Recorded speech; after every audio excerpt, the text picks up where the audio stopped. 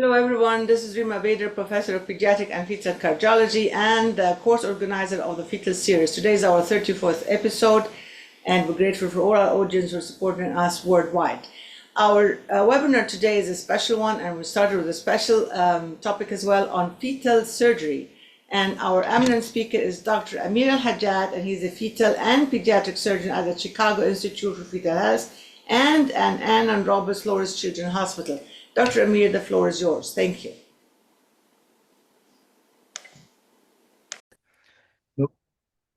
Most interventions are non-cardiac, obviously, although some cardiac interventions are starting to emerge. And then there are surgical pictures in this talk, so if you're eating or having dinner or breakfast or wherever you are, you may want to rethink that for now. So when we think about fetal interventions, we think about a host of different interventions. And there's a lot of different interventions. They vary in how frequently they're done and what they're done for. This is kind of just a slide that gives a small portion of those interventions. The larger interventions are ones that are done more frequently than the ones in small font and not bolded. And when I think about fetal interventions, I try to divide them into categories in my mind. The first one being the standard fetal intervention that everybody thinks about, that's open fetal surgery. We'll talk a little bit about these in a little more detail here in a bit. The second category is minimally invasive or fetoscopic surgery, akin to laparoscopic surgery or thoracoscopic surgery that's done postnatally. Then there are needle-based interventions that use small needles under ultrasound guidance. And then the last category I think about is transitional operations, such as exits and POPs. To start with the first one, open fetal surgery, the traditional way people think about fetal surgery involves a lot of different things. One, from an anesthesia perspective, there's fetal anesthesia, a cocktail of medication that we give to the fetus prior to the operation. There's maternal anesthesia. The maternal anesthesia is usually very deep inhaled anesthetic to minimize uterine tone. We use magnesium as well to minimize the uterine tone. And then after the operation, there's a lot of tocolysis and surgical management, and then management of pregnancy afterwards because of the open operation and the fetal operation and the manipulation of the uterus. There's bed rest and a host of tocolytic regimens that we use for these operations. When we talk about open fetal surgery, it really refers to the uterine incision, the incision on the uterus, which is usually around 2 to 3 inches, sometimes up to 8 inches. The pros, it provides us maximal access to the fetus, including if you want monitoring, including cardiac monitoring. It's technically easier because it pretty much emulates what we do on the outside in babies. The drawbacks of open fetal operations is that there's a risk of uterine rupture. We used to think it's as high as 5 to 10%. It's much lower than that, but albeit it's there, and it happens. And you know, it's a risk to the mom who really necessarily did not need the operation. So we try to minimize that. The other drawback is that delivery has to happen by 37 weeks via C-section in the index pregnancy where the operation was done, and then every single subsequent pregnancy afterwards. Examples of these operations include open myelomeningocele repair and debulking of tumors, which we'll go through here in a second. The quintessential open fetal operation was an open myelomeningocele repair, open spina bifida repair. And that obviously was the first fetal condition, first non-fetal condition to be studied and recognized. And there's an RCT, as many of you know, that studied prenatal versus postnatal repair of myelomeningocele, and that showed an acceptable risk profile to the mom and to the baby. And so now it's pretty much standard practice to be able to offer these operations to moms who are carrying pregnancies with open spina bifidas. The open operation usually involves, like I said, a maternal laparotomy. So what you see here is the mom's belly, which is open, right? So to gain access to the uterus, you see a ultrasound that allows us to kind of figure out where the placenta is, and so we map the placenta. Once that's done, the uterus itself is opened. We most of the times use a stapler for that, and so put a couple of stitches and then open the uterus and extend that incision through using staplers. And so here's the uterus, and here's the stapler, kind of making that incision. Once you have that incision or cut in the uterus, you scrub in. This is Dr. Sheetal Patel, one of our fetal cardiologists, scrubbing in for continuous fetal monitoring, heart monitoring during this operation. And so once you have exposure through this um, hysterotomy, you see this is about 3 inches of a hysterotomy, and then you see the exposed fetal back with the open spina bifida. And then this is dissected and closed pretty much very similarly to postnatal closure, or how a neurosurgeon would close this during or after birth. After that is done, the amniotic fluid is placed back. We replace amniotic fluid into the uterus. We usually use lactated ringers for that, warmed lactated ringers. And then the hysterotomy is closed, and so this is the closure with absorbable suture on the hysterotomy. The uterus is then returned back, and so you see the uterus inside the belly here with a little omental patch on there, and then the abdominal wall is pretty much closed. And so this is one example of an open fetal operation that's done pretty frequently, and one of the most common operations that are done in fetal surgical practice. Another one that is not as common but happens every now and then is operations for sacrococcygeal teratomas. Obviously, this is not a fetus. This is a newborn, a 1 day old, with, as you see here, a large mass in the sacral area. This is a sacrococcygeal teratoma. Obviously, this baby did not need a prenatal resection. But sometimes these tumors can be large enough, or as large as the baby, sometimes larger than the baby. So you see here on the MRI on the right side, this large tumor that is probably 60 to 70% of the size of the fetus. And so when these fetuses have these large lesions, other than the mass effect that can cause problems with dystocia and tumor rupture during delivery, or the poly which can cause preterm labor and immaturity and lead to bad outcomes. There's also the vascular steal phenomena that goes on in these large fetal tumors. And so what we get into is high output failure. And so the heart is a very important factor in this whole equation.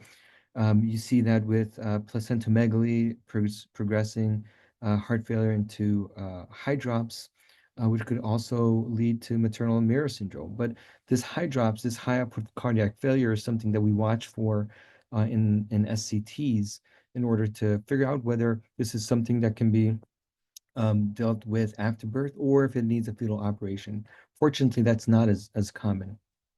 The cardiac workup that we do for these usually involves an anatomical survey, descending aortic velocities, a CT ratio, IVC diameter, Dopplers of the cord flow, and then most importantly, a combined or an indexed combined cardiac output to figure out how much vascular steal there is.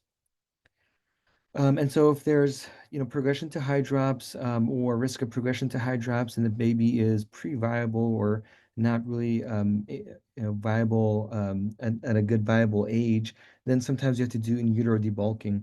We also do that through a similar technique, an open technique, just like I showed you with the in utero MMC repairs. And so here is the maternal uterus. And then you see parts of the baby delivered. You see the baby's feet here, and then you see the baby's anus. Pretty much that's where this metal dilator is going in, and so guide us where the anus is. And then you see this large tumor that is causing high cardiac output failure in this fetus. And so you end up just pretty much debulking it as much as you can, so that the baby cannot or can avoid having to having to provide that large tumor with all that flow. This is obviously not one of our preferred operations. Fortunately, it's rare. The outcomes are are not as good as we want them to, but you can imagine that a fetus that undergoes this operation would not survive without a fetal operation. Those are two common examples. There's two examples of open fetal operations. The second category we talk about is minimally invasive fetal surgery. Everybody's heard about minimally invasive surgery in laparoscopic surgery or thoracoscopic surgery in kids and adults. This is pretty similar. It's a camera-based approach to the uterus. It's a broad category, though. You can do it percutaneously, and so with small incisions in the mom's belly, and put a camera through that. You could do it through a maternal laparotomy. Sometimes you actually, have to open the mom's belly in order to gain access to the uterus. And I'll show you an example of that. Um, and so the minimally invasive portion of this is not what incision we do on the mom's belly, it's what incision we do on the uterus. And there's always ultrasound guidance in almost all of our operations. Some operations that I'll show here include laser photocoagulation for twins, fetoscopic closure of MMCs, and we'll compare that to open closures, and then FETO, or fetal endoluminal tracheal occlusion for diaphragmatic hernias, and LUTOs, which lower urinary tract occlusion. The most common are the first two, the SFLP, lasers, and the fetoscopic closure of MMCs. Go through a few here. Twin-twin transfusion, known by many, happens in monodic twins, usually in the second trimester, and usually because of these placental vessels that cross from the donor to the recipient and backwards, and allow for sharing of fluid through the fetuses. So the culprit is these vessels that connect the two portions of the placenta. We usually use a staging that involves some ultrasound factors, ultrasound findings, including poly and ollie in the presence or absence of bladder, Doppler flows, and that's called the Quintero staging. That's a pretty established staging, but it's really old. We incorporate something called the Cincinnati staging, and that's acknowledging the cardiac sequelae of twin-twin transfusion on the recipient. And so we look for tricuspid regurg, for thickness of the ventricles, and then for the Tay indices. And the worse these are, the more advanced the staging, and the more advanced the disease in these fetuses. The way we treat these, sometimes we observe if it's an early stage or stage one. Amioreduction is not really done except for very extreme cases where a laser is not possible. But the grand majority of the time, the treatment of twin-twin transfusions is through a percutaneous laser. And so the incision on the mom's belly is small. You go in with a camera, um, and then pretty much laser or disconnect the two fetuses from each other through lasering those tiny little vessels that connect them.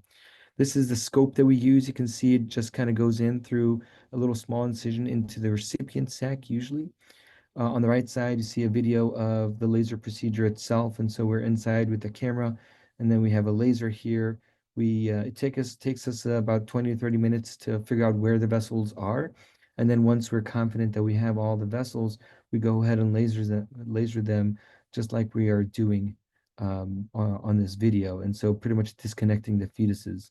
And then we reduce some of that polyhydramnios in the recipient fetus, and the outcomes are actually very well. We say untreated twin has an almost 100% mortality, especially with advanced stage. When you do a laser, you can flip that to almost 85% survival of at least one twin, and over 75 to 80% survival of both twins. Other procedures that we do percutaneously include FETO on this, which is occlusion of the trachea in diaphragmatic hernias to encourage low growth of the lung. So on the left side, you see, go back a second here, you see pretty much fetal bronchoscopy. So on the top side, you see that's the fetal tongue. We're going down through the hypopharynx into kind of the trachea. You'll see here in a little bit on that's the trachea. So the back of the trachea is on the left side, the front is on the right side. We're going down the trachea in a second. You'll also see the carina, and so that's the carina right here. And so then we pretty much place a balloon. It's a detachable balloon. That's it right there. It's inflated with water. And then once it's inflated with water, it's detached from its catheter system and remains in the fetus for about 4 to 6 weeks, encouraging lung growth. And so maybe missed that balloon second here. That's the balloon right there in that last clip. And then we go back and remove it after 4 to 6 weeks, depending on the gestational age. This is also going into the fetal trachea. You see the balloon that we placed a few weeks ago right there. So that's the little handle that we use, and then we grab it with a small grasper that goes through that same little trocar or same little instrument that I showed you on the previous slide. And then we use a long needle that goes through the instrument and it's deflated. And to deflate it, as you'll see here in a second, and once it's deflated, we pull that balloon out. And so the needle should be coming in here in a second. And oh, there it is. There's the needle going in, and then you see the fluid coming out of the balloon. That's tracheal occlusion for diaphragmatic hernia and done pretty much percutaneously.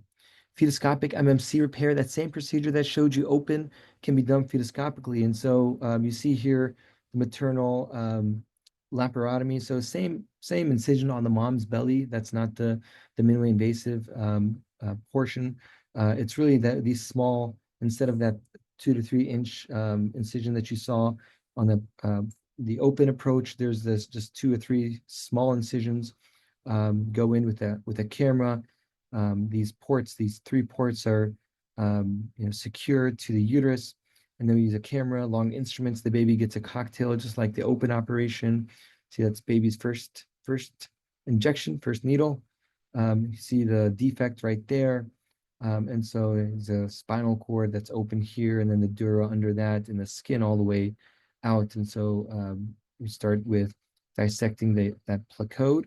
And then once the placode is dissected here, you'll see we go in and put a couple of sutures in the placode, all fetoscopically. Those are tied. And then once that's done, the dura is disconnected. The dura is dissected out. So this is the dura right here, getting dissected out, and see the edge of the dura right there. And then that's rolled over to itself. And that is also closed in a similar fashion. So it's similar suture, very small suture. This is obviously much larger than the actual operation because the working area that you're working on is very about 1 inch or 2 inches. And so that's closed. And then the skin is dissected, as you see here. So that's this skin, and then that's closed with a little absorbable suture as well. So this fetoscopic approach has allowed us to, when you do this fetoscopic approach as compared to the open approach, you see that skin closure. The mom is allowed to have a vaginal delivery, and she can deliver past 37 weeks if possible. Those ports are removed, and then everything's closed pretty much. So when we compared this fetoscopic approach to the open approach, it is a little longer. As you see here, the operative time is longer in the fetoscopic approach, much longer. It's just a more delicate operation, but we are able to close the placode and the dura and the skin in almost all of those cases. And the complications for the fetus are pretty similar to that of an open approach. So we haven't, even though you take more time, do a smaller incisions, you don't really compromise any of the outcome. That includes, and that actually translates to better maternal outcome and sometimes fetal outcome. And so see here on the open approach, all of them needed a cesarean section, whereas in a fetoscopic approach, a lot of moms, about 60% of the moms were able to have a vaginal delivery. And then the gestational age of delivery actually shifted from the open approach, around 40% of them less than 30 weeks, So less than 15 or about 16%, and most of them deliver on 30 to 34 weeks. As you see here, we've had a lot of deliveries past 37 weeks. So even though it's a harder operation, and still it takes a little longer, the outcomes are actually better. The preliminary outcomes are actually better in this case. Some transitional procedures. And when I say transitional, that means from delivery through delivery. And so if the baby has any reason to have hardships when they are delivered and transitioning from a fetus to a neonate, that's when we do these transitional procedures. Most of them, most of you have heard of exits, and we'll talk about those. And then pops. Pops are kind of like exits. I'll go through it here in a little bit, but they're just procedures on placental support, POPS, procedures on placental support. And we'll talk about that here in a little bit. Whenever you say exit or pops, you have to kind of categorize it. What are you transitioning the baby to? Is it to an airway because of a difficult airway? Is it to ECMO because of some sort of obstruction? Is it to resection of a mass, whether it's a sacrococcygeal teratoma or a CPAM, which is now limited? There's it's a large procedure that involves a lot of different disciplines, from maternal fetal medicine to fetal surgery, the ENT, the anesthesiologist, a lot of different disciplines. Um, Differences between a cesarean section, standard cesarean section, a POPS or a procedure on placental support, and an exit are on this slide. And so maternal anesthesia with a cesarean or a procedure on placental support or epidural, you can get away with just an epidural anesthetic. Whereas with an exit, you need deep desflurane anesthesia, and so deep inhaled anesthesia. For fetal anesthesia, this in a cesarean section, the baby does not get any anesthesia. In POPs, they get a cocktail, which includes um, um, um, fentanyl, atropine in a paralytic, and rock. In exit, they get the surgical anesthesia and a cocktail. Uterine tone is maximum in cesarean because you just want the baby to deliver. In pops, you need just brief hypotonia to allow you to transition the baby, put an airway, or do something brief. And so you need brief hypotonia of the uterus so that the uterus doesn't deliver the baby immediately. Usually we do that with nitroglycerin. Whereas in an exit, you need extended hypotonia, and so that includes um, desflurane or inhaled anesthetic and nitroglycerin, and the mom that's under surgical anesthesia, so intubated under deep anesthesia. The hysterotomy is usually a low transverse in both a cesarean and in POPs, whereas in an exit, it's fundal or classical, and so that has implications for the mom's subsequent deliveries. The subsequent um, uh, pregnancies need to be delivered through C-section at 37 weeks to minimize uterine rupture. The uterine volume is minimum, so you allow the amniotic fluid to come out. Whereas with an exit, you need to replace that amniotic fluid because you need time. You need time to operate on the baby. And so there's no placental bypass in the cesareans. You get about 15 minutes of working time in the POPs on placental bypass, whereas in an exit you get up to 2 hours. And so we reserve exits for those procedures that where we think we'll need something a little more extensive, so a trach, or you'll need a resection of the CPAM, or something that needs a lot of time. Whereas a POPs or a procedure on placental support, if you need brief time just to intubate the baby, for a brief airway or for a minor airway issue, that's when you use a POPs. So some pictures here. You see this baby has a large tumor in the neck. So obviously, if this baby would have delivered normally, first of all, it would have been really hard to deliver the baby. Plus, it would have really hard to intubate the baby, and you would have lost time. So you would have had a delivered baby without an airway for minutes and minutes, and it may not make it. And so what we do is an exit procedure where the baby, you can't see it here, but the baby's still connected to the placenta, receiving all their oxygen from the placenta, from the mom through an exit procedure. And then we take our time in trying to intubate the baby. If you can't get them intubated, then sometimes you have to do a resection and take this whole thing out, try to put something in the airway. This is another exit procedure. You see the mom, the laparotomy here, so the mom's belly here, the uterus, which is open here. And then this is a baby that had a CPAM, a large tumor in the lung. If they had delivered without an exit, they wouldn't have been able to expand their lung because that CPAM, that lung tumor, is massive, it's large. And so they wouldn't be able to breathe afterwards. And it'd take you a while to resect it if the baby delivers. And that obviously they probably won't make it through that. And so what we do is we make this hysterotomy. The mom's under deep anesthesia, intubated. We deliver the baby partially, as you see their left arm here. Intubate the baby just to protect the airway as we're working. And then this is, the baby's left shoulder. This is their chest, and you see a little thoracotomy there. Um, that's the lung mass that they're taking out through that thoracotomy. And then once that lung mass is taken out, once that lung mass is taken out, um, you put a chest tube, you close the chest, allow that other lung to expand. So give them some breaths through the ET tube. See the baby still connected here to the mom, and then deliver the baby. And once you deliver the baby, you're able to ventilate them because there's no mass or there's no mass that prevents them from expanding the lungs. Sometimes in an exit procedure, you need to do a trach. The baby has an obstruction or laryngeal atresia. So you see there's the umbilical cord there providing the baby with blood. And then you do your trach, you put in the trach and then deliver the baby just like this. And then you clamp the cord, give the baby to the neonatologist to resuscitate. And so the baby kind of um, delivered, fully delivered with the trach, safe transition without any events.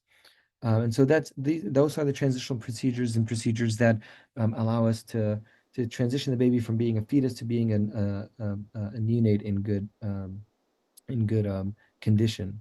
And so my conclusions, there are many fetal interventions, a lot of conditions that we do fetal interventions for. Some that we've mentioned. Most conditions needing intervention involve the heart in so many ways and fashions. And then fetal inventions really make for cool pictures, is at least my opinion. Thank you for having us. Thank you so much, Dr. Al-Hajjad. So fascinating presentation and videos. I know that you're on call and you need to leave, so I'll open the floor for discussion and questions. For our audience, you can write the questions in the chat. I can start. Let me ask one important question. I mean, this is very interesting. Of course, we all know about it. But the issue is that most of us are in the cardiology field. And I wonder, Amir, whether you could tell us what is the expected contribution from the monitoring that is done by the fetal cardiologist in your procedures? Yeah, absolutely. We, Thank you for that question. That's a great question. So it depends on the procedures. Some of the most minor procedures, like the fetoscopic procedures, don't really need a lot of cardiac monitoring. The longer procedures, the exits and the myelomeningocele repairs, which are longer, the only way, it's funny, even though we have all these monitors for adults and neonates, we don't have anything to monitor the baby through. We do operations for 2 hours on a baby and we don't know how they're doing. The only way to know how the baby's doing is to look at their heart. Look at their heart rate to begin with, look at how their heart's functioning, if they're starting to have regurg. And those are sometimes the first things that tell us that the baby is in distress. You see a little bit of bradycardia and you know that the cord's compressed. You see a little bit of regurgitation, the baby's kind of not getting enough perfusion. And so that's how we rely on our fetal cardiologist to monitor these babies throughout the procedure because they have an excellent eye for picking up these subtle findings that allow us to intervene early whenever these babies uh, are um, are under an operation. And like I said, it's funny because when we do operations on adults or babies, we have tons of monitors on them, but the fetus, we still don't have a good way other than just looking at their heart. Sure. And as far as drugs are concerned, are you using dopamine, dobutamine, and milrinone and that sort of thing in the treatment of these babies when they show signs of distress? Usually that's not needed. We don't have IV access into the baby a lot. We give them that cocktail that includes atropine, fentanyl, and rocuronium.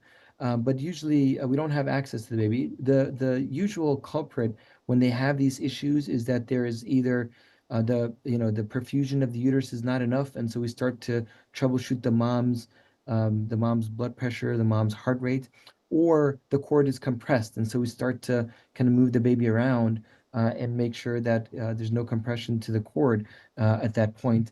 And the grand majority of the time, with early recognition through the subtle signs, and then early intervention through mobilizing and checking the mom and checking the baby, we don't have to do anything additional. I'm guessing if the baby doesn't respond and you get to a point where they're needing some cardiac medications, then they need to be delivered and resuscitated by the neonatologist. Okay, great. Thank you very much for helping us with that important issue. Thank you. Amir, let me just clarify on the same question. So when we talk about heart monitoring, this is the ultrasound probe, right? Correct. Correct. Nothing more than that.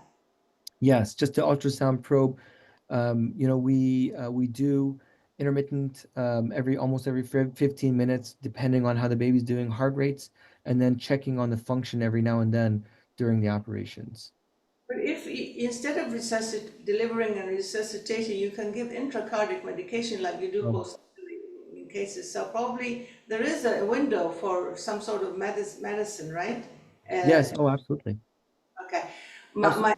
my, my other question, pardon my ignorance, what do you mean by placental perfusion? When we talk about placental, we know that the placenta is the window for everything you do and somehow in the uterus. So in the procedures, you want a placental bypass to be 15 minutes to 2 hours. What do you mean by that? Yeah, so pretty much the baby will be perfused or get all their oxygen and blood from the placenta, and so they're not relying on their lungs to do the gas exchange. They're relying on the placenta, just like if they were a fetus. So they're kind of in between being a fetus and being a neonate, um, where they're kind of partially delivered, but they're still relying on their mom for all the necessary functions. So we are bypassing, we are bypassing what? We're bypassing the mother and depending on the placenta. So this is the No. literal meaning of the bypass in this case, or Yeah, what? no, think of it this way. It's kind of like cardiopulmonary bypass, right? When you Yeah. do, yeah, instead of having the machine, you have the mom, right? Okay. And so you're bypassing the baby's lungs pretty much. Thank you so much. Any other questions? May I ask a question? In large sacrococcygeal teratoma, wherein there's a significant fraction of the total blood volume that you remove upon removal of the teratoma, in a fetus with a huge heart, and you remove uh, a lot of blood volume, what happens hemodynamically afterwards? Yeah, good question. The grand majority of the time they improve. The fetus um, sees that um, um, less need for perfusion and blood flow, and actually improves. Some fetuses have continuing high drops, or if they didn't have high drops, they can worsen for a week or two before they actually improve. We have a question from. Mainly they get better. It's dramatic sometimes because you're removing the huge hemodynamic load on the baby right away. Correct. Um, I've written on this sometime in the past, Ernie. But the other issue, of course, is blood loss because these babies often bleed into their tumors Mhm. and they are anemic. Are you using any transfusion at the time of doing the exit procedure? Most times we haven't. We do get IV access in order to either give volume or give blood. Yes. So we have IV access. The majority of the time, you don't need it through the exit procedure, but you will need it once the baby's delivered.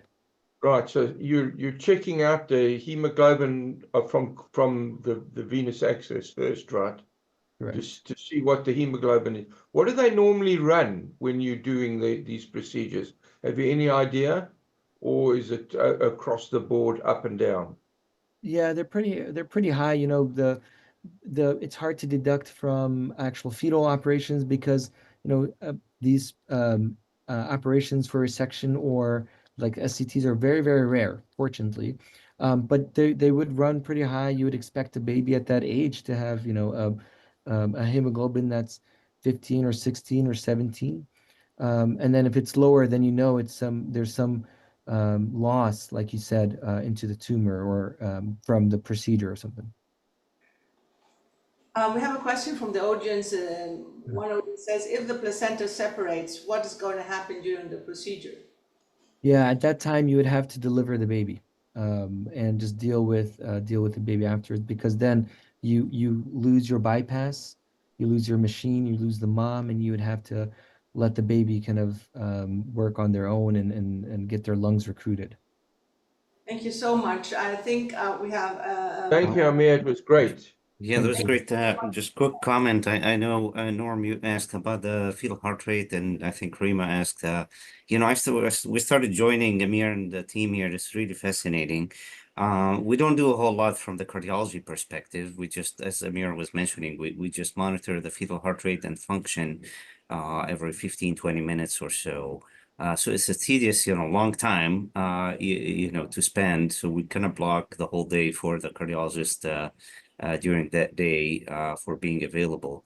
It is fascinating, like Amir was mentioning, as many monitors we have for some other cases, there isn't much really for fetal surgery, unfortunately. So surprising, but I know we're working on possibly, you know, making some device for monitoring fetal heart rate. What we do is we just get like we do epicardial echoes. We just put a sterile sleeve and you do the echo on the actual uterus. I remember the first time I went in, I was kind of wondering where to actually put the probe. First time to put it on an actual uterus per se, but so quite interesting and a really nice talk, Amir, and very great videos. We have the best monitors, and those are our cardiologists. We enjoy presence in the operating room. And just to tag to the other comment, we do give, you know, intracardiac epi and HPA and stuff like that if all other measures fail. All right. Thank you so much, Amir. Beautiful Thank talk. you. Great job. Thank you. And I think we have to move to our next speaker. And our next speaker is Dr. Karim Diab. Everybody knows about the 3-day course that they ran in Chicago a month ago, a fantastic course. Dr. Karim is an associate professor of pediatrics and medical director of fetal cardiology education at Lower Children's Hospital of Chicago and Northwestern University. He's also the editor-in-chief of Pediatric Cardiology, and he's going to talk to us about a very fascinating topic, transposition, and whether it's D or L, fetal diagnosis and outcomes. The floor is yours, Dr. Karim. Thank you for joining.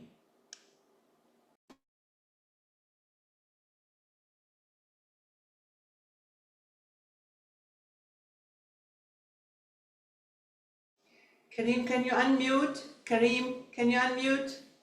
Karim?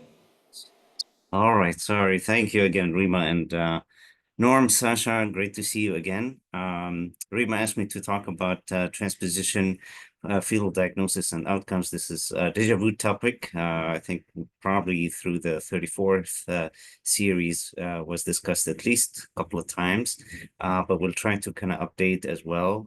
Sorry, I don't have fascinating videos like Amir does, but we'll go through the topics here. As Rima mentioned, we did present part of some of those topics on our fetal symposium, fetal and neonatal symposium a couple of months ago here in Chicago, and I'll give some information later. No disclosures to give here. So basically, we're gonna focus on D transposition and L transposition, going over imaging tips for those really who do a lot of scanning. We'll go over some cases and discuss outcomes fetally and postnatal. As you know, outflow tract abnormalities include not only transposition, but truncus, tetralogy, and dwarf. We're going to focus on D and L transposition in this session. So detransposition, starting off with that, it involves atrioventricular concordance, meaning that the right atrium is connected to the correct right ventricle, and the left atrium is connected to the morphologic left ventricle, but there is ventricular arterial discordance with the left ventricle connected to the wrong great artery, which is in this case the pulmonary artery, and the right ventricle connected to the aorta. It's not a super rare lesion. About 5 to 7% of all birth with congenital heart disease, which was about 1%. And somehow it's more commonly seen in males than females. Usually we don't expect chromosomal anomalies in these patients, so those are rare, but more common in patients of diabetic mothers, again, highlighting the importance of screening diabetic pregnancies. Physiology, just to talk a little bit about that, because that's important. As you know, the blue blood comes into the right side from the systemic veins, and there is a parallel circulation as the right ventricle is pumping the blue blood back into the aorta and coming back to the right side, while the oxygenated blood is coming from the lungs and the left side and being pumped back into the pulmonary artery. And hence, obviously, this is not feasible with life unless there's some sort of mixing. And typically this happens on 3 levels: the atrial level, if there is an ASD, the PDA connection between the aorta and the pulmonary artery, and VSD if there is one, of course, and we'll talk about the importance of those. There are some associated lesions that sometimes we see with detransposition, particularly ASD, VSD in about a quarter of the cases, pulmonary stenosis, sometimes LVOT obstruction if there is malalignment of the ventricular septum. What are the important echo findings? 4-chamber view, as we know, is not really very helpful in this in making the diagnosis in this condition, unless you really have a very large VSD. So sometimes you can, suspect that something is wrong with the outflow tracts. 5-chamber view gives you really the clue, because you can see a great artery that is coming from the left ventricle and is not bifurcating. So that's a pulmonary artery. And the outflow tract view is really what is confirmatory, and the diagnostic view showing that the great arteries are parallel rather than crisscrossing one another. The 3-vessel view is also abnormal, and instead of the pulmonary artery being anterior, here the aorta is anterior and to the right.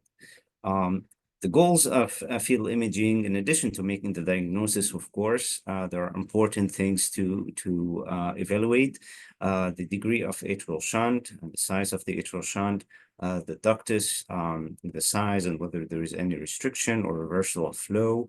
We'll talk a little bit more about those as well. Any associated lesions, like I mentioned, the size of the pulmonary artery compared to the aorta, if there is a significant mismatch. Color Doppler, of course, is helpful to assess all of the above and look for any obstruction across the outflow tract as well. So just a few views here, obviously just comparing the normal 4- and 5-chamber view, showing the aorta coming off from the left side. Here again, a case with detransposition, you can see the 4-chamber view can be completely normal, especially when the ventricular septum is intact. And then when you tilt to get the probe to get the 5-chamber view, you can see here the left ventricle giving off a great artery that is bifurcating. So again, this is quite abnormal. Now easier, of course, sometimes you can't really get that view. Very important to look at the crisscrossing. I like to get that view for the horizontal, getting the heart in the horizontal fashion, showing the crisscrossing in the normal heart. And then in detransposition, you can obviously see that this does not happen, but rather you see both great arteries running parallel to one another. In this case, they're pretty equal in size as well. So even just 2D can show you the diagnosis here. Here's another example. You can see the long axis of the ventricular septum in a horizontal fashion, showing the aorta coming off from the left ventricle and the normal heart, and the long axis here showing 2 great arteries running parallel to one another. No VSD in this case, and you can see by color here showing no obstruction either. The three-vessel view, as I mentioned, is very abnormal. So instead of having the pulmonary artery being anterior, the aorta more posterior, and the SPC there, this is quite abnormal in the fetus with the transposition, with the aorta anterior compared to the pulmonary artery and to the right. And you can see here the pulmonary artery bifurcating as well. So that's basically, the diagnostic views. In this case, here's another additional case. You can see there is a hint with a dropout in the ventricular septum. So very important whenever you see obviously VSDs to look at the outflow tracts as well. And you can see here that we start seeing the great arteries running parallel to one another, as is seen in this view. Here's just showing the same case with color Doppler. You can see the bidirectional shunting across the VSD, and again, the great arteries running parallel to one another. So that's the transposition with a small to moderate VSD. Now, I did mention that the fourth chamber view is not really helpful in making the diagnosis. This is a nice paper from Greg DeVore, Mark, and Bettina, just looking at several cases with detransposition and tetralogy, and they dived in to do really more meticulous measurements of the right and left ventricles, looking at the end diastolic width, length, and area, and the sphericity index, and using a logistic regression that actually, they were able to identify that actually the measurements really turn out to be very abnormal, with high sensitivity to detect cases with transposition and the tetralogy. So although the fourth chamber, visually looks probably normal, if you really make meticulous measurements, you can, figure out that actually the measurements are not normal in these cases. So what is, the evolution of the transposition? There's quite a bit of change in the hemodynamics and the physiology compared to the normal circulation. There is increased oxygen flow to the pulmonary artery as it's coming off from the left side, and this leads to decrease in the pulmonary vascular resistance, and this leads to further increase in the pulmonary blood flow. And this leads to two major changes. One, an increase in the flow to the left atrium, and an increase in the left atrial pressure.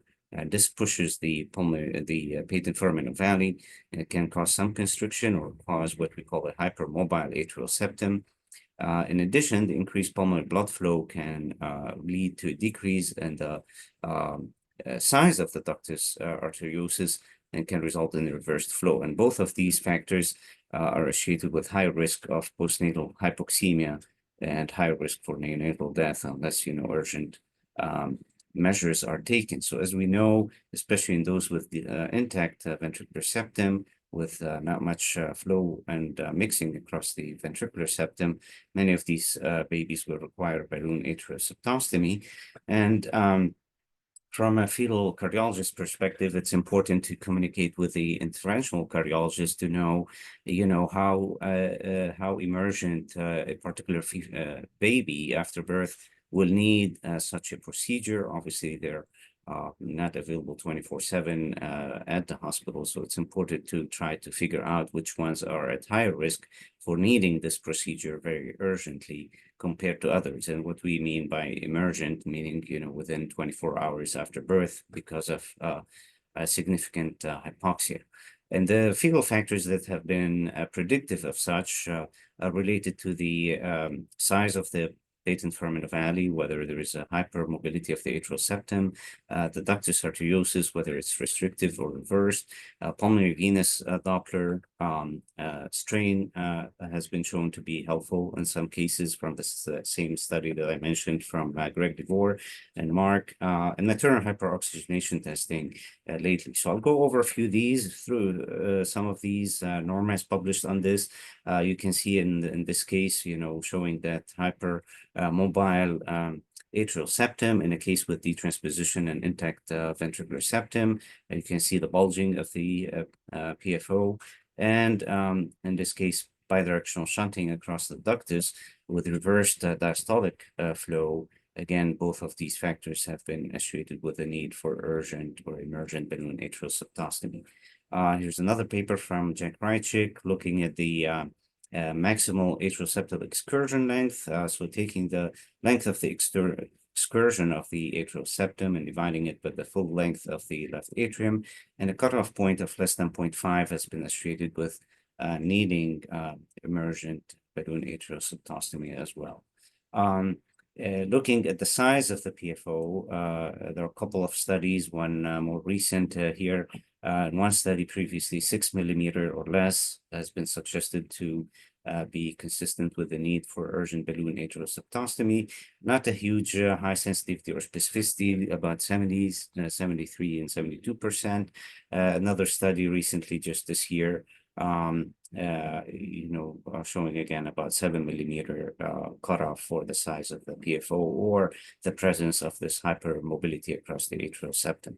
Again, the problem with these is sometimes it's really hard to assess the size of the PFO and get a good view of the atrial septum, especially later in gestation. So I like this study from Poland, looking at cases with detransposition and intact septum, intact ventricular septum, and looking at the pulmonary venous return into the left atrium and getting a Doppler of that velocity. As I mentioned, we expect to have an increased velocity due to the increased flow coming back into the left atrium. And the cutoff of 41 centimeters per second has been shown to have a high specificity and positive predictive value for needing urgent balloon atrial septostomy in these cases. So it's a little bit easier to really image and get, clear indication of whether this baby will need urgent balloon atrial septostomy. More recently, and Mary Donofrio had really published recently a lot on prenatal maternal hyperoxygenation testing to try to mimic, what happens postnatally. The thought is, we do this, we started doing this here as well later in gestation, so not really very early. We do it after 32, 34 weeks of gestation. We do a baseline fetal echo, and then the mom is administered oxygen by non-rebreather for 10 minutes, and we repeat the fetal echocardiogram. We look at the pulmonary vascular resistance by looking at the pulse wave Doppler across the branch pulmonary artery. So we focus on the pulmonary artery. We repeat the pulmonary venous Doppler. We look at the PFO shunting size, and of course at the ductal shunting as well. Of course, during that same procedure, we assess any change in the rhythm or ventricular function as well. And a decrease in the PVR by more than 20% with maternal hyperoxygenation is significant. So looking at the studies, looking at these, the size of the PFO, less than 3.2 millimeters has been predictive of the need for emergent balloon atrial septostomy. High sensitivity, but not the best really specificity. PDA shunting, unfortunately, has not really been shown to be very consistent with that. But again, those fetuses with antegrade shunting in the ductus during this testing and the restrictive PFO obviously are at high risk for persistent hypoxemia and the need for balloon atrial septostomy. Here are some examples. Here you can see laminar flow across the PFO in a case with detransposition. Again, late in gestation, this is when we do the testing.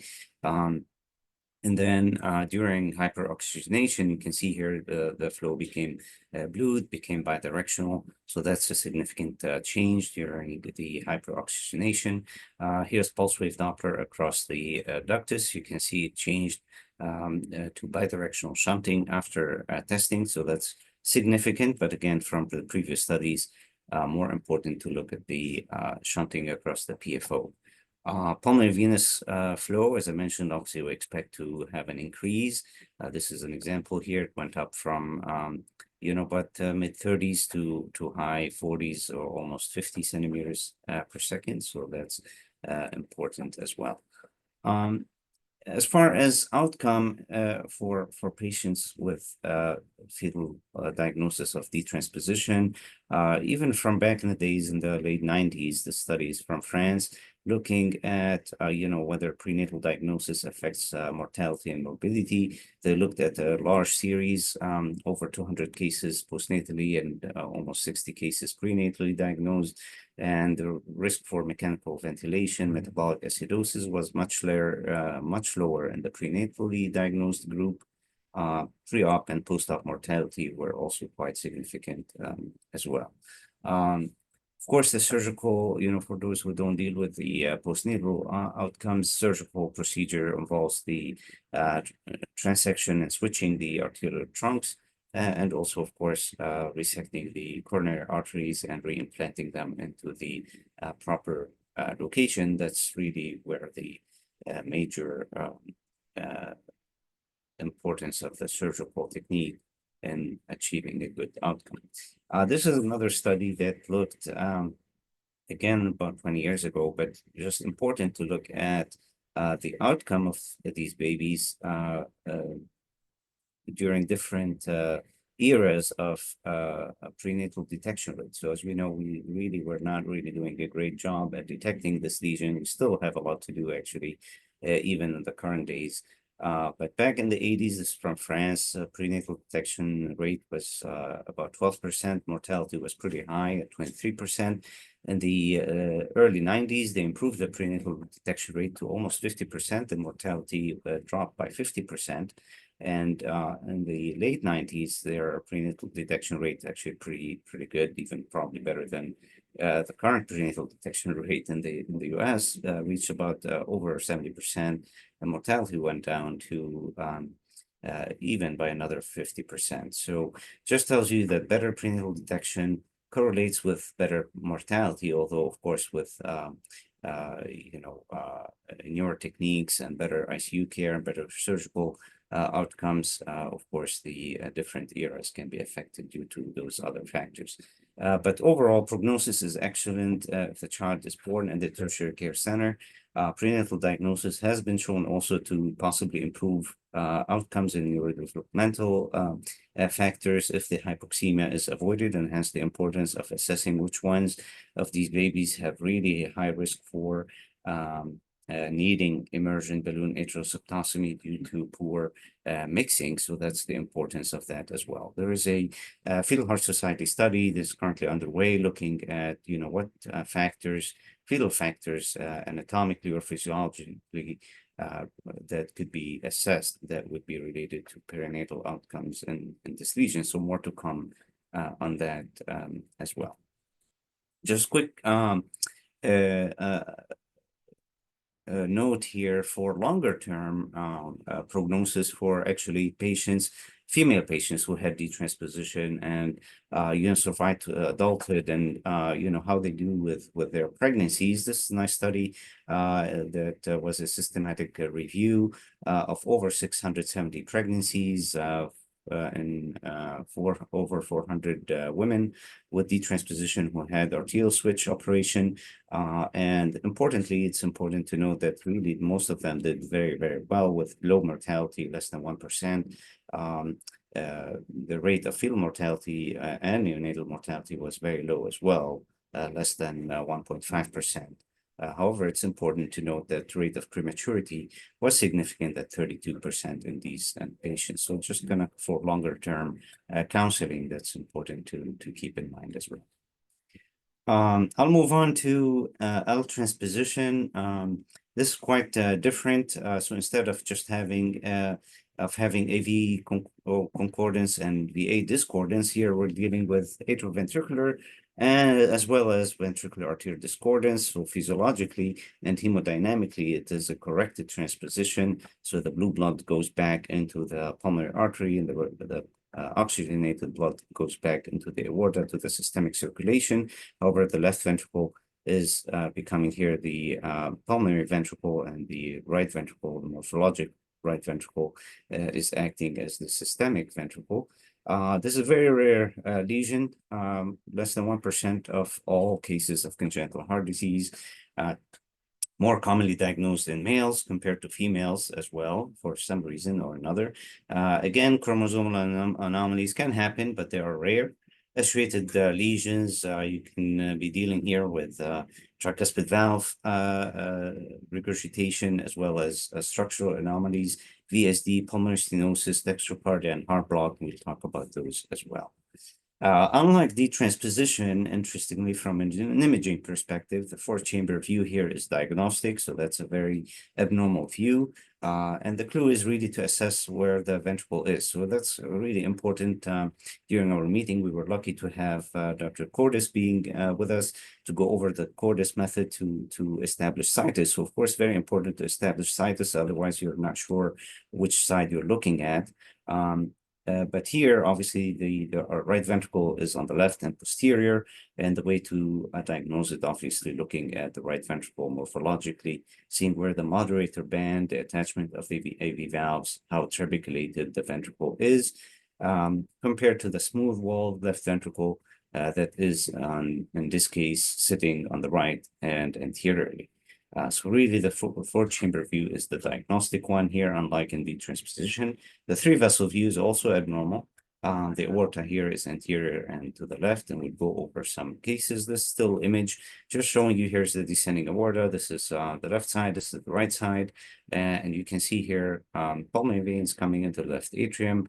And you can see how the tricuspid valve, which is connected just a little bit apically displaced compared to the mitral valve, is connected to this ventricle, which has a moderator band and is hypertrabeculated, while the right-sided ventricle is smooth and has the morphology of a left ventricle. So again, just the four-chamber view is diagnostic in this case. Here's an actual case that we had that also had a V canal in this case, but you can see this is the descending aorta. This is left side, right side is here. You can see the smooth walled left ventricle sitting on the right side.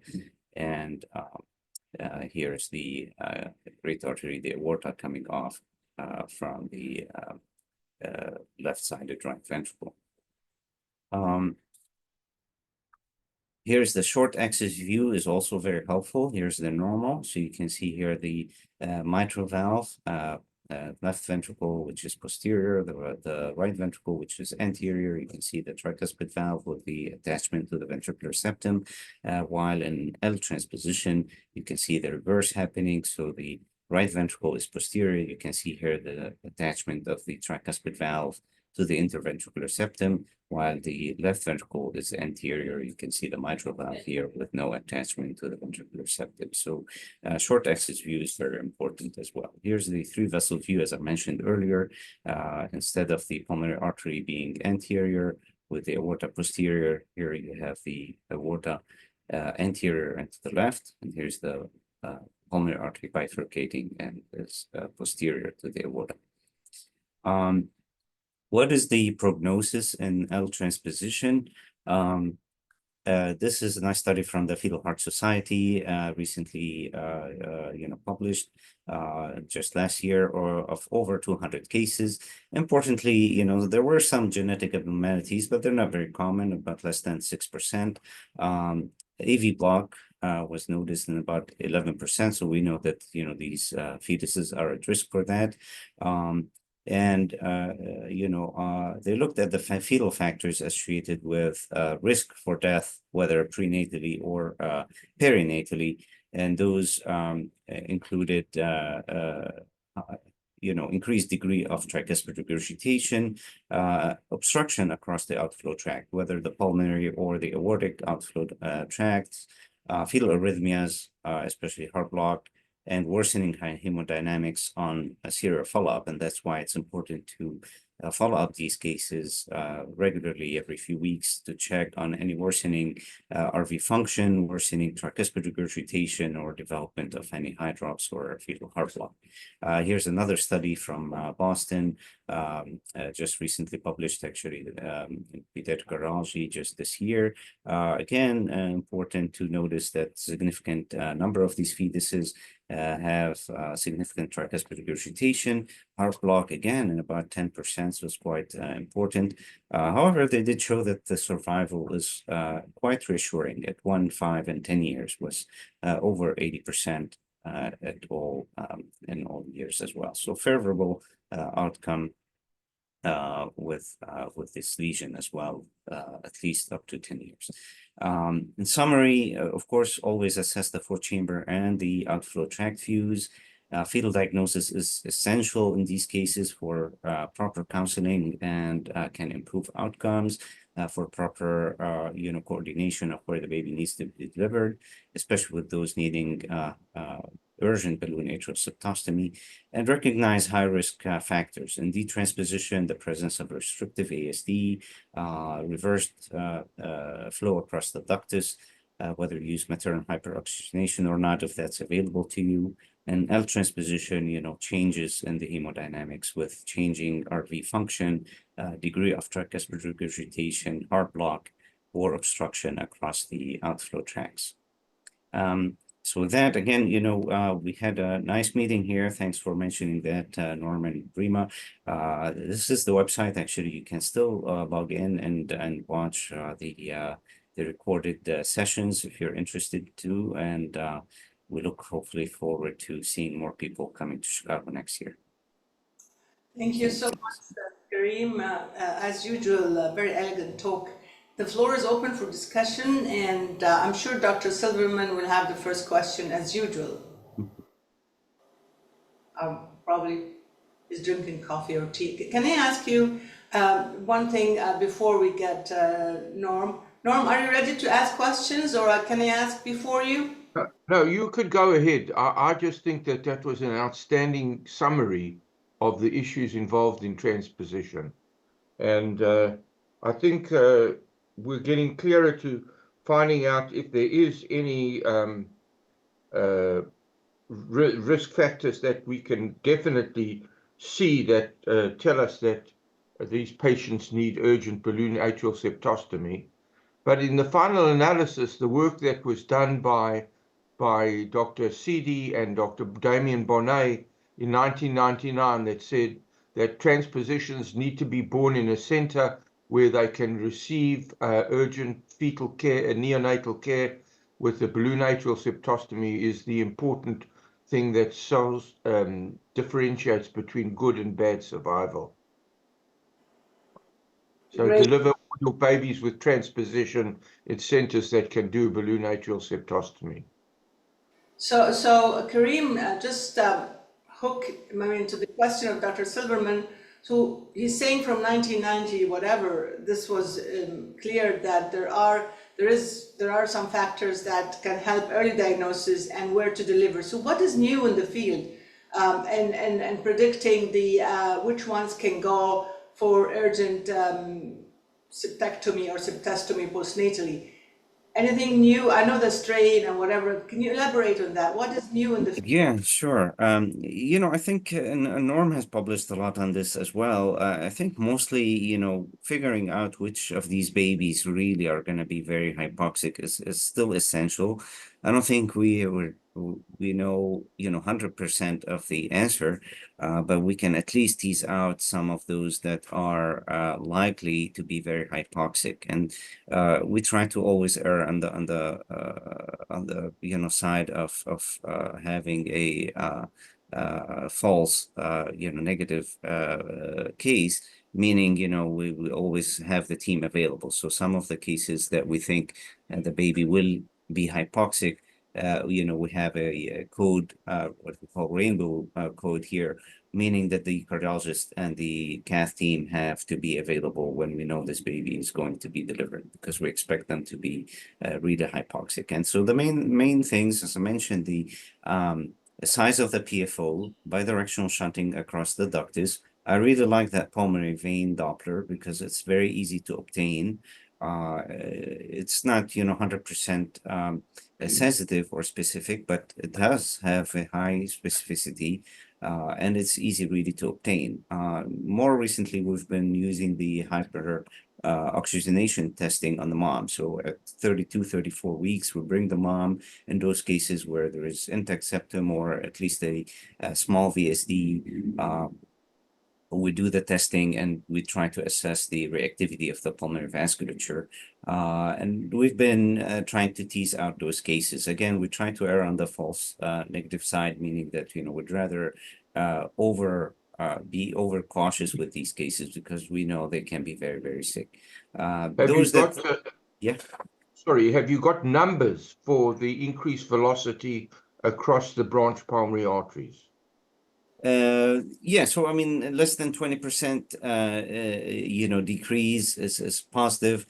We don't have a lot of cases yet. We just started doing this here in Chicago this past summer.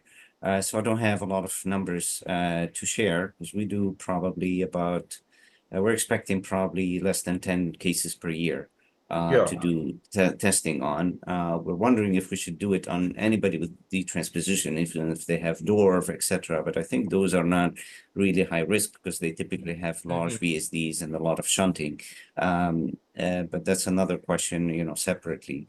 So we'll be hopefully happy to share more numbers, obviously from the data that has been published from CHOP. And Mary published a little bit, few cases here and there as well. It seems to be helpful, and was surprising a little bit to see that the ductal shunting was not as importantly seen as a predictive factor, but mostly the size and the shunting across the PFO. I'm curious to see more about the pulmonary venous Doppler, again, just because of the ability to obtain those numbers as well. Well, the thing about the ductus left to right shunt, I think that's physiological because the pulmonary vascular resistance is much higher in the early neonate, in the early fetus, and as the pulmonary oxygen receptors within the pulmonary vessels starts to become active, the pulmonary vessels, the peripheral vasculature dilates. And as the peripheral vasculature dilates, the pulmonary vascular resistance falls.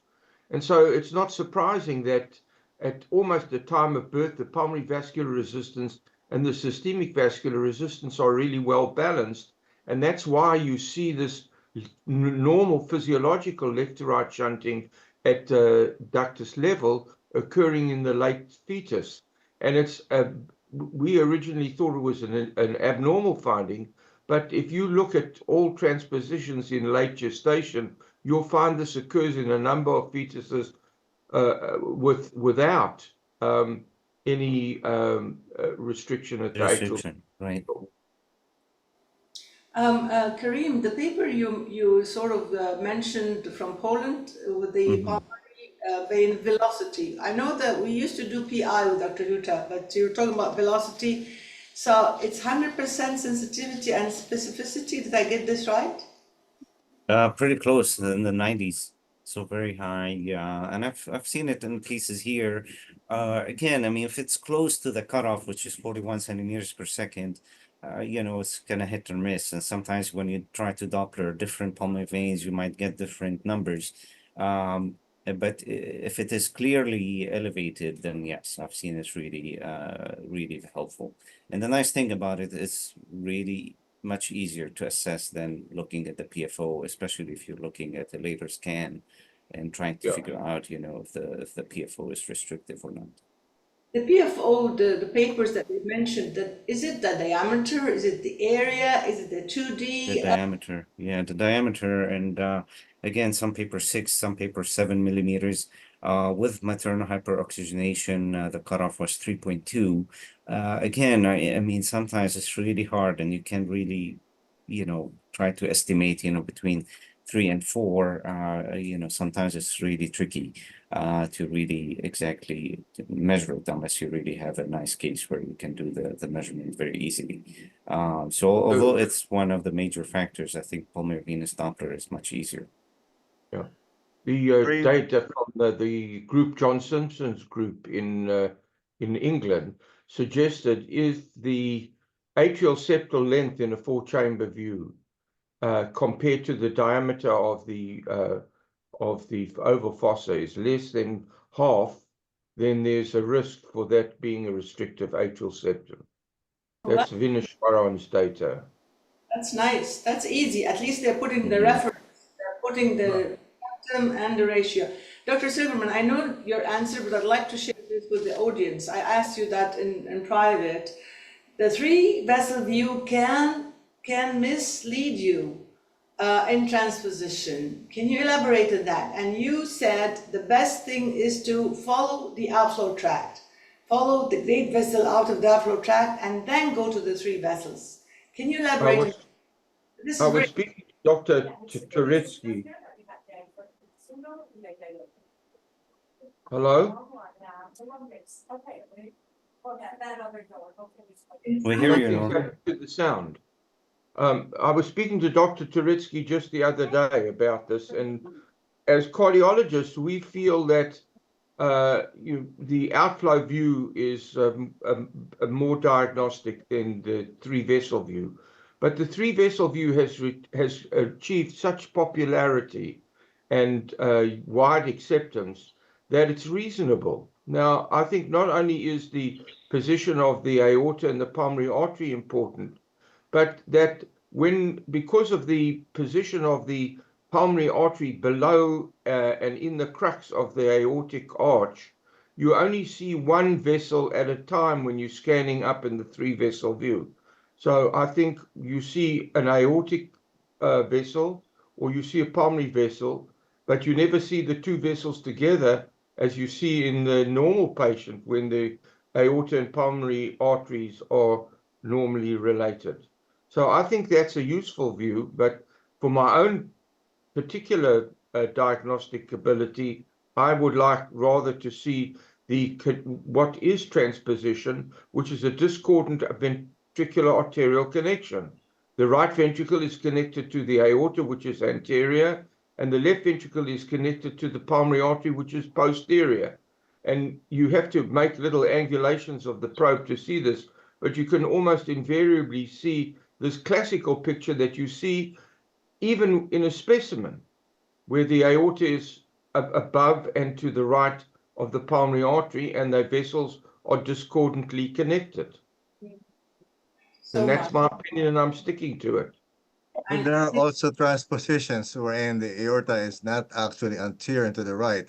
It could be to the right and side by side or to the right and posterior of the pulmonary artery. Absolutely. Absolutely. I mean, the vessel position is not normal, but in simple transposition, that's usually the case. Vessels are usually more side by side when there's a ventricular septal defect and or double outlet or that sort of situation. And I don't think that's the same risk for the restrictive atrial septum as when the vessels are normally related and there's no other defect.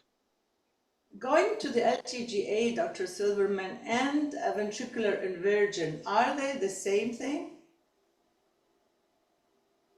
Well, that's a whole different concept because the aorta is usually in a different position. The four-chamber view is often more diagnostic. Remember, the tricuspid valve offsetting indicates, and the ventricular morphology indicates that you're dealing with atrioventricular discordance. Okay, I mean, we're talking now about doing a full sequential segmental analysis of the heart, which is absolutely important in all cases where you're doing an examination for the first time.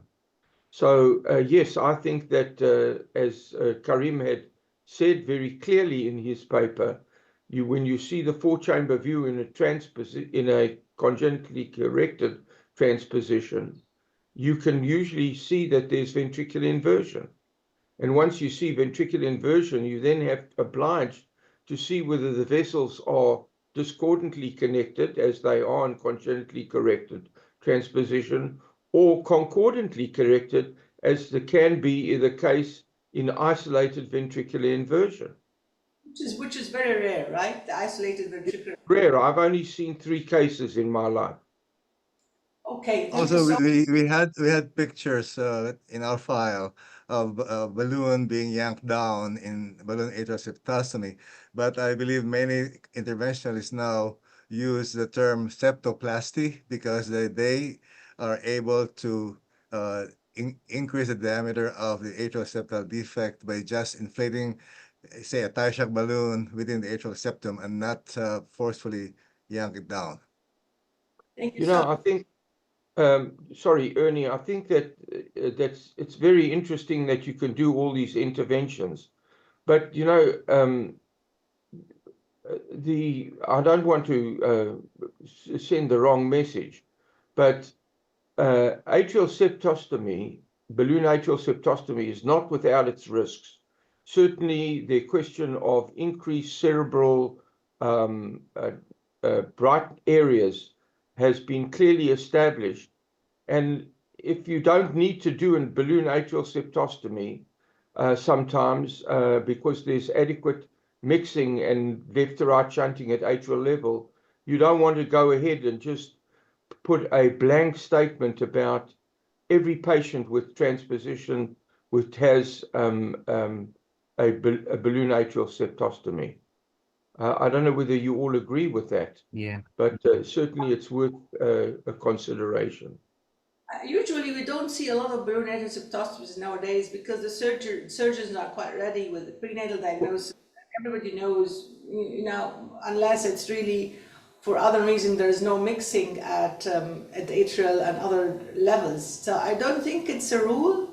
I'm not sure, Karim, do you agree? And Ernie, I mean, those with severe hypoxia, again, if they don't have a VSD, even if there is a PFO, many times it is restrictive, and those are the high risk cases. So it is Absolutely. needed in Rose, right? And But I agree in with Norm. I think it's important, trying to avoid it if you really don't need it. So we don't do every single case that automatically goes for a but septostomy. the patients that need it are urgently needed because cerebral hypoxemia is still a risk. I mean, it's an important risk, and it's certainly a very terrible morbidity. So the patient that needs an atrial septostomy must have one, and that's for sure the case. The other thing is, of course, is that not every case of cyanosis is due to restrictive atrial septum. There are many of these patients that have pulmonary hypertension, newborns, and that on them you can do a balloon atrial septostomy and not even get an increased mixing in the amount of systemic saturation. So we have to think of all the causes of cyanosis in transposition as well. Many surgeons would rather wait a few days in order to rule out associated lesions in other organ systems, also to rule out infections, and probably also to get specimen for chromosomal anomalies. See, the other thing we haven't talked about here, which is I think important in looking at this as a management issue, and there are a lot of people over here that listen to this that are looking for information. So I think that things have changed a lot since I was a fellow many years ago, when there was no prostaglandin. And you can drive an atrial left to right shunt with some prostaglandin as well. So this is very important in terms of when you decide whether you need to do a balloon atrial septostomy. And Ernie, this talks to your point. So if you can give some prostaglandin and increase the left to right atrial shunting that occurs, maybe you can forego the need for an atrial septostomy before surgery and still let the patient survive on prostaglandins for a few days. great, thank you so much. And then we have to move to our last but not least speaker, friend of the fetal series, Dr. Ernie Albalorius. Dr. Ernie is an associate professor of pediatrics at the University of Illinois College of Medicine in Peoria and a fetal and pediatric cardiologist at the Congenital Heart Center of Children's Hospital of Illinois. He's going to talk to us about a subject that was tackled before, but still we get a lot of requests to have this repeated because it's not an easy topic, not easy to diagnose, and not easy to manage. Thank you so much, Dr. Albarnis. Ernie, the floor is yours. Thank you.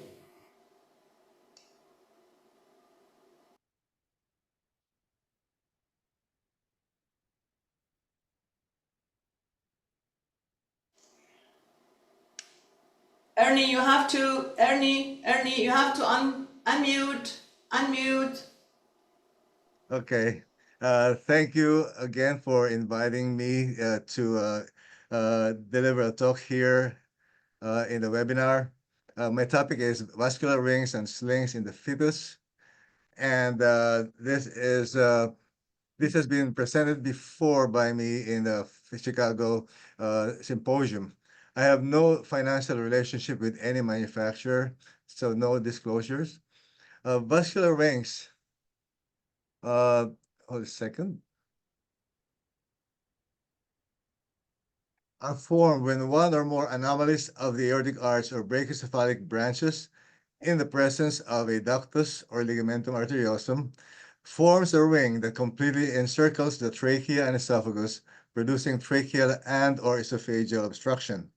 Then another topic that we have is pulmonary artery slings or anomalous origin of the left pulmonary artery from the right pulmonary artery. The left pulmonary artery has a course posterior to the trachea and anterior to the esophagus, thus resulting in tracheal compression.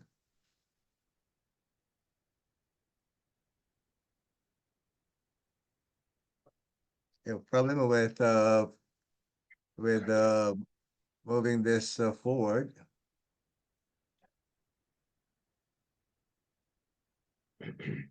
Sorry, guys.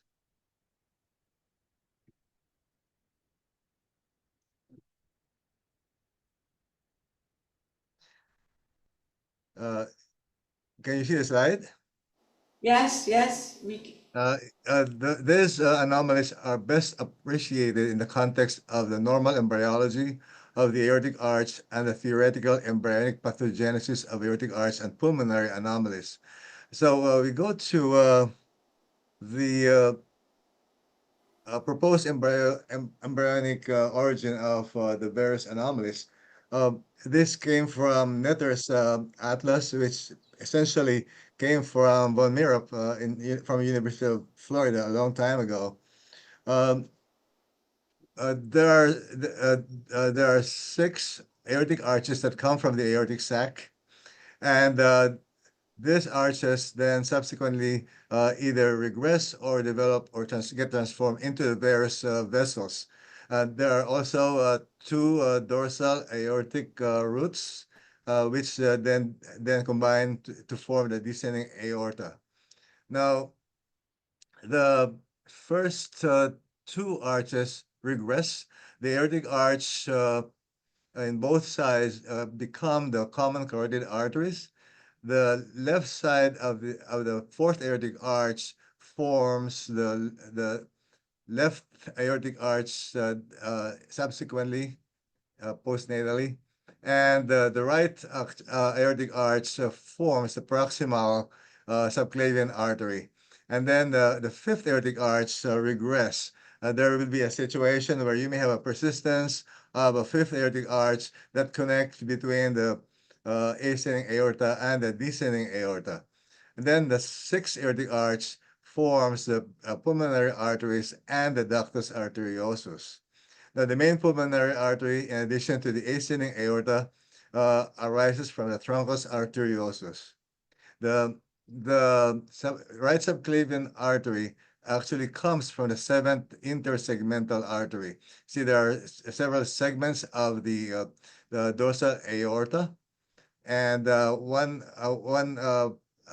part of which we'll see later forms the diverticulum accumbens. It comes from one of the dorsal segments. In terms of laterality of aortic arch, a right arch is defined as if it is to the right of the trachea, and the left arch if the aortic arch is to the left of the trachea. Now, the 2019 AIUM guidelines showed us how to evaluate the basal part of the heart, including the aortic arches. We usually start with a 4-chamber view and slowly sweep up, and you would see the LV outflow tract, and more cranial sweep will give you the crossing of the pulmonary artery with the ascending aorta in the lower diagram.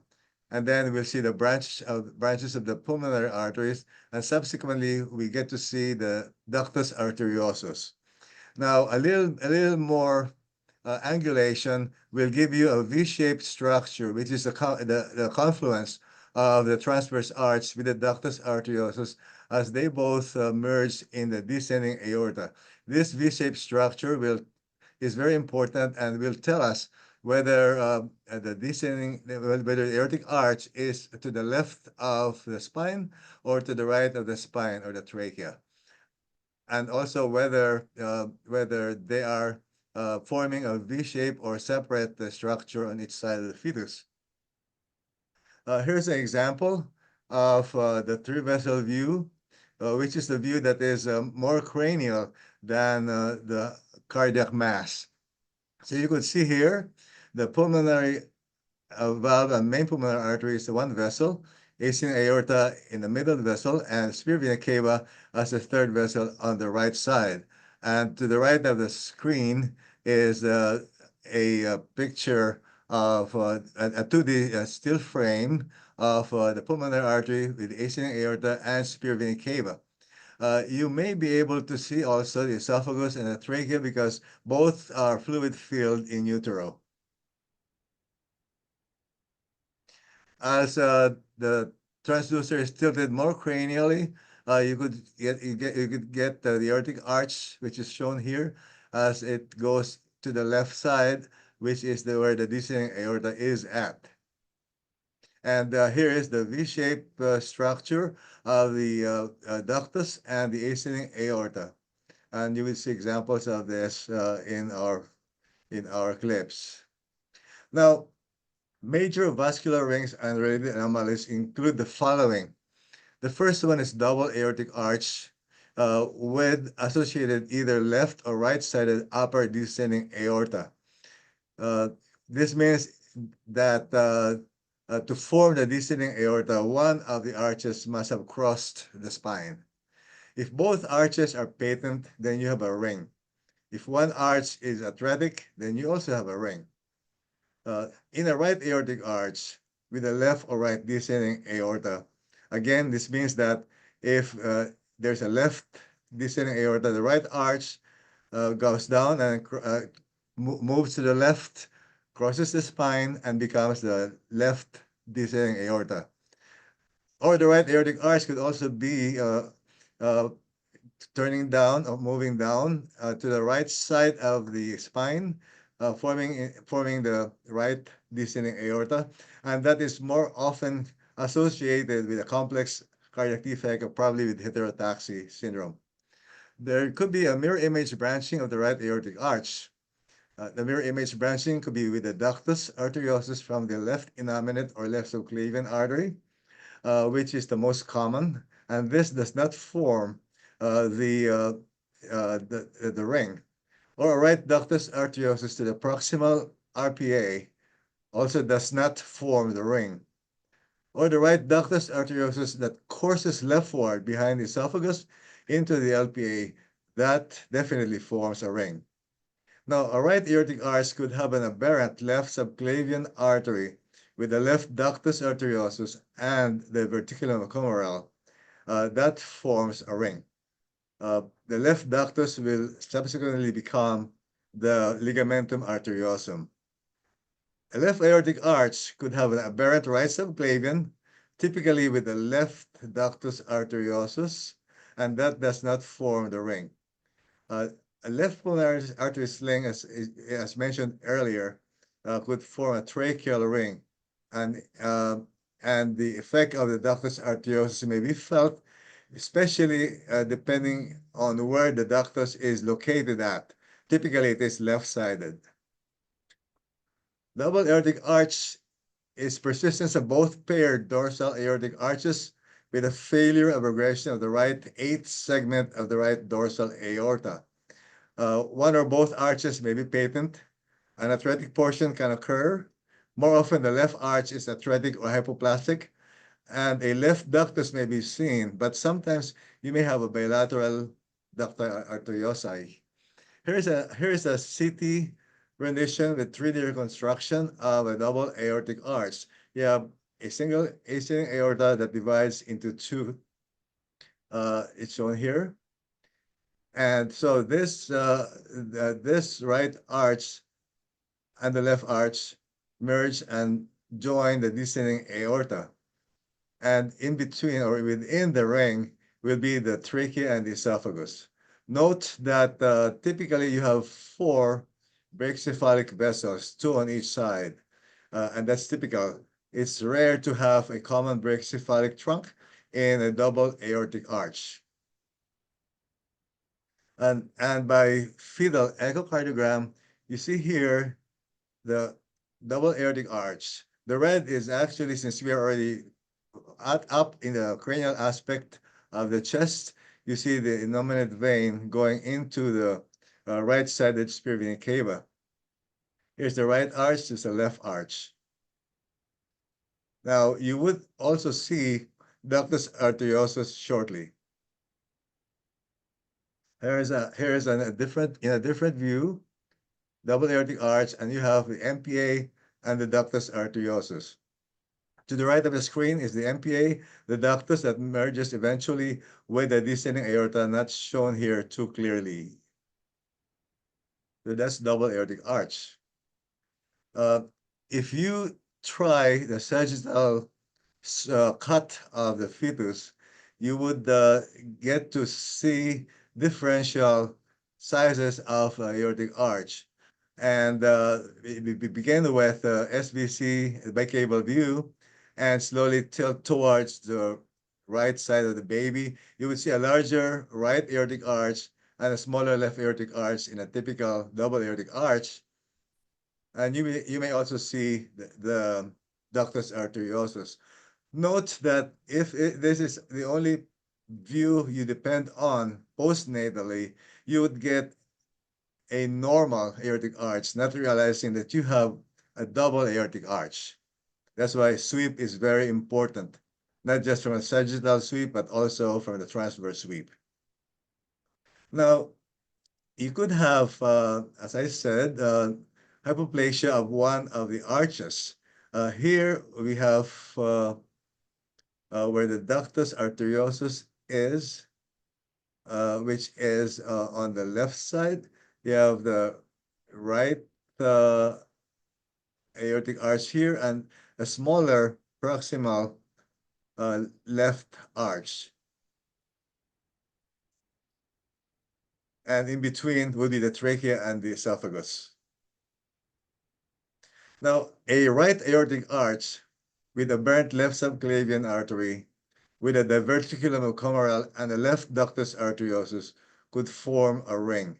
So here on the left side is a diagram of an aortic arch, and behind that would be an aberrant left subclavian artery, the verticulum humeral, and also the ductus arteriosus. Now here we have a ligamentum that connects to either the verticulum or to the left subclavian artery. That forms a ring, and it's shown here on the right. The verticulum humeral is due to the persistence of the 8th dorsal segment of the aorta. There are several segments of the aorta. The 8th is where this comes from. And the 7th intersegmental artery is where the left subclavian arises from. This is a pouch like the verticulum from where the left subclavian artery may arise, and significant esophageal compression may result. And that is why the surgeons typically will resect the verticulum and reimplant the left subclavian artery elsewhere. Here's an example of the left side being here, the right, where the right aortic arch is at, and to the right of the screen, you would see a small vessel that goes to the left. That is the left subclavian artery. And here, so this is a right arch with a aberrant left subclavian and a left ductus. The fetal echocardiogram is the best timing for diagnosing this because the ductus could become a ligamentum. It may be hard to diagnose it postnatally. Here's another one, a left aortic, but this one is left aortic arch with aberrant right subclavian artery.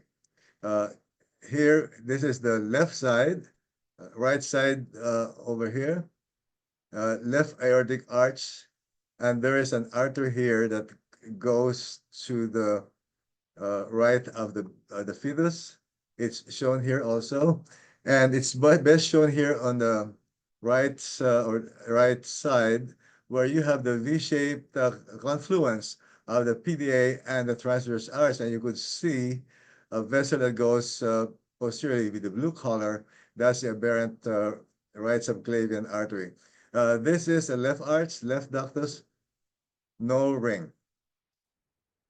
It's different if it's different if the ductus arteriosus arises from the right side. In the right aortic arch with the right ductus arteriosus, as shown here, there is no ring. This is the heart. Again, it's important to determine the left and right sidedness of the cardiac mass or the apex itself. The nearest part of the heart that's nearest or closest to the anterior chest wall would be the right ventricle, and you have apex here. So this is tilting towards the left side, and you have RV, LV, uh, and RV gives rise to ductus arteriosus that goes into the descending aorta, while the aorta also it becomes confluent with the ductus arteriosus at the level of the descending aorta. It's on the left side. So there is, I'm sorry, it's, I should have, so this is right-sided aortic arch with the right ductus. You have both ductus arteriosus and aorta are on the right side. So there is no ring.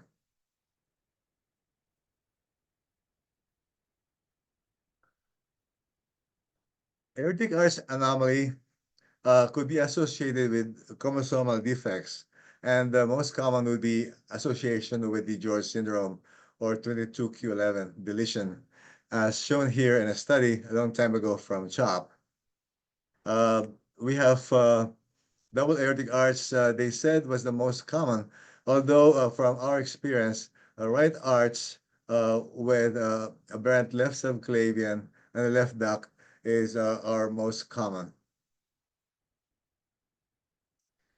Left pulmonary artery sling arises from an abnormal regression of proximal left 6 aortic arch.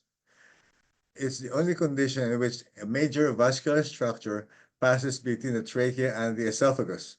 It frequently presents in the neonatal period with severe tracheobronchial obstruction and respiratory distress. It could be associated with tracheal stenosis secondary to complete cartilaginous tracheal rings. And usually it's associated with trisomy 21 or tetralogy of Fallot. Here is a diagram of the pulmonary sling or anomalous origin of LPA from RPA, CT 3D reconstruction, and regular CT here. And example of fetuses that have this would be these two slides. We have the RPA here, and we have the pulmonary sling going to the left. The ductus arteriosus is at the left. So the LPA is between the esophagus and the trachea. Here's another example wherein the pulmonary sling is arising from the RPA goes to the left. Their clinical presentations could vary. It could be from respiratory distress, feeding difficulty, dysphagia, and they can present in childhood. The most early presentation probably would be from a double aortic arch, but they could also be asymptomatic. As a matter of fact, we have a referral a few days ago of a 62-year-old lady who has a double aortic arch, which we couldn't believe, and she was asymptomatic. And the management goal, of course, would be to relieve compression of the trachea and esophagus and to alleviate symptoms. and to prevent long-term complications such as recurrent respiratory infections, poor growth, even aspiration. And as far as a pulmonary sling is concerned, um, it is associated with the complete tracheal ring in many of them, which could present with further respiratory obstruction and symptoms related to it, including feeding difficulties too. And those who are managing it, the surgeons, would be doing the tracheal ring, the tracheoplasty, in addition to the pulmonary artery sling repair. Now, for the interest of time, let me go to this. So in conclusion, with experience in fetal echo, there is better recognition of various vascular rings. Most aortic arch defects are diagnosed with 3-vessel view and extension into 3-vessel and tracheal views, but sweeping cranially, a slow sweep from the 4-chamber view will provide a mental 3D reconstruction of the great vessels. They are not associated with in utero hemodynamic compromise. Certain defects present after birth or soon thereafter, such as double aortic arch and left pulmonary sling. And surgical intervention for vascular ring and complete tracheal ring are usually indicated. But the question is, in the other vascular rings, should there be a plan for surgery upon diagnosis or upon presentation of symptoms? And that we will open to the group. Thank you. Much, Ernie. Beautiful as usual and elegant, but a very difficult topic. And I just wanted to, for sake of time, a few questions. Now, is there any relationship between rings and slings and heterotaxy? Well, Down syndrome is the most common as far as our experience is concerned, especially when I was working with Carl Backer, Children's Memorial Hospital, and we haven't seen. And maybe those with tetralogy of Fallot could be associated with heterotaxy. What do you think, Norm? Norm had to leave. He has a meeting. I'm not sure if others are Oh. okay. Kareem, are you there? Yeah, I don't think we've seen a lot of heterotaxy associated with rings as such. So I don't see which Norm was here. I know he's excellent at his heterotaxy portfolio there with a lot of cases, but I don't think we've seen a lot of association with it. Ernie, I'm actually curious. We've been doing here, kind of regular CT scans on all these babies routinely at around 2 to 4 months of age. I wonder if everybody is doing the same, because that's a little bit of a change from what I'm used to practice. Yeah, it is. It depends on the practice. Over here also, after I moved to this place, we are routinely doing CT, unlike in where we came from. Hmm. Even our Even if no previous practices symptoms? in Chicago, uh, upon diagnosis, especially prior to surgery. Right, prior to surgery, if there are symptoms, but even if symptomatic Oh, for babies? asymptomatic babies, no. Okay. So not there is a routine test. But there must be a reason, Kareem, for doing that. Are they trying to say something or to know? They're asymptomatic and you're doing I routine. think they've been looking actually we have a paper pending publication, but you're looking at the degree of obstruction on the airways. But again, my thought is it's a little bit too much to do a CT scan if the babies are not Yeah. really symptomatic. Yeah, obstruction of the airway. Many would prefer bronchoscopy to assess for dynamic or fixed obstruction, unlike in a CT, in CT, even the 3D reconstruction. Even obstruction of the esophagus, dynamic obstruction with the esophagus is difficult to ascertain from with other fixed pictures like CT. Mm-hmm. Ernie, do you send those patients for uh, uh, genetic testing? Yes. Fetal or postnatal? All of them? Uh, we do it routinely for prenatal, but if they are missed, if that order is missed prenatally, especially if they are referred later, then we do wait for postnatal evaluation. Well, what do you mean Do by you? genetic testing? Is it Wes or what is it? I'm Is sorry, Rima. genetic testing like what? Do you do the whole exome or what do you do or Uh, microwave or what is it? It is more or less for research purposes, but because trisomy 21 is obviously associated with it, the George is obviously associated with vascular rings, so it's still important to have the total uh, exome. Well, I have learned something beautiful from you today, Ernie. Your takeaway or home message is that you do the 4-chamber and then you go to the 3 vessels. I mean, and then you said try to rationale a 3D image in your brain or something like that. So what is the message here? I think this is The an excellent. message my message is that don't go to various cuts. I want to go to the bicable view. I want to go to a 3-vessel view. My message is get a whole picture of the entire fetal heart. Get a 4-chamber view and slowly tilt the transducer towards the head and neck. So you'll be recording it anyway. So you can rewind it later on. You can have a mental picture while you are doing the study, and so that will mean that you won't miss a thing. The message is Hopefully, you say do sweeps and don't do cuts. I mean, this is what you're trying to say, right? yes, Thank you so much. yes. Many of the MFMs present to us to many cardiologists pictures of various cuts of the heart and the great vessels. But the question is, what about the in-between pictures of the cuts? To me, I want that to be presented too. That's why a sweep is very important. Karim, do you want to add a message? You're an expert as well in slings and rings. Do you have a message, like a hint for diagnosis?